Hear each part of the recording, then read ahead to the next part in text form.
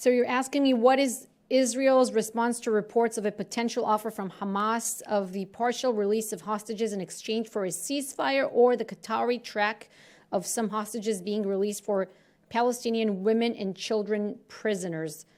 All I can say is that we call on Hamas to unconditionally release the hostages. We are hoping that the international community will back us in our demand that the Red Cross will examine them. This is one of our top priorities in this operation in Gaza, and it is the most urgent, the most pressing humanitarian question within the Gaza Strip right now. The state of 203 Israeli hostages.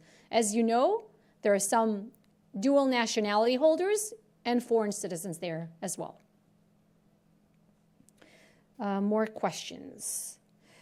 Are there concerns this is broadening into a regional conflict with reports of a missile being fired from Yemen, possibly towards Israel, and what appears to be increase in cross-border attacks from Lebanon? What is Israel doing to mitigate that?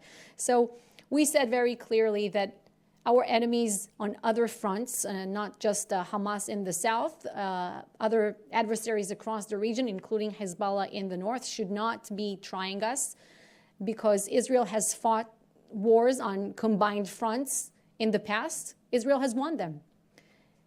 And we hope they don't try us. It's not just what our government is saying. President Biden was here, and in his voice, he also warned other actors across the region that they should not try Israel, should not test Israel. I think the implications are very clear. But if they do, we are ready, and the IDF had mobilized forces, and we are ready to act on every front if we are forced into that. We hope things will not develop in such directions. More questions? Oh, Lapid comments regarding the Palestinian Authority and any sort of end game. Okay, so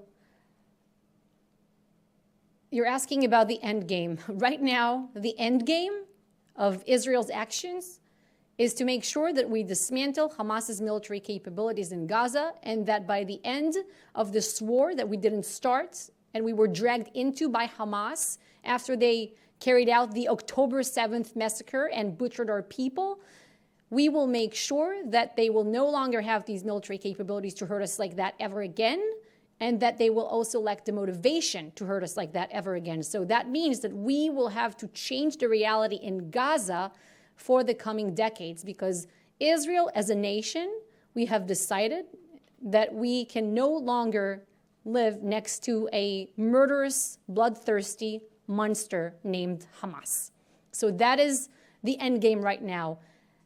Yes, we are thinking about the day after we complete our mission, but we're not there yet. There are contingency plans. The government is discussing them, and not only just among ourselves, we're also discussing different contingency plans with our American counterparts and other international players. That's what I can share.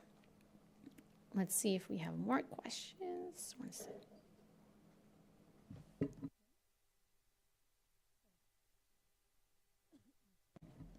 You have recalled envoys from 5 countries. Is security the only concern? Are there other countries where a risk assessment has been done and there could be more envoys who would be asked to return?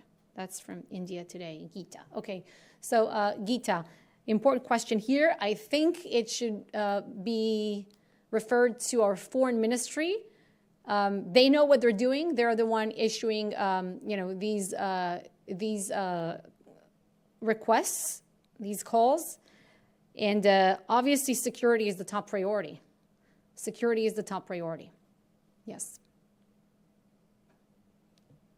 I think, let me see, we have one more.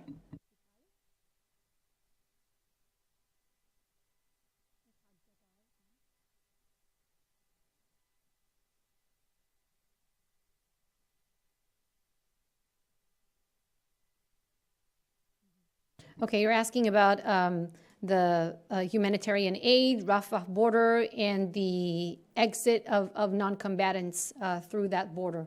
between Gaza and Egypt. That is a question that was written in the chat. So we said that we have reached agreements with our American counterparts and said that we will not prevent the entry of humanitarian aid from Gaza, from Egypt rather, and into Gaza as long as this aid does not end up in the hands of Hamas. We have our ways to track it, and we stand by what we told our American counterparts.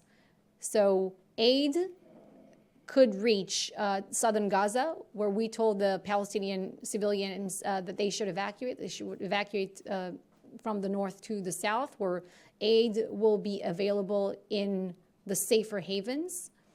And this aid will include water, food supplies, and also medical supplies.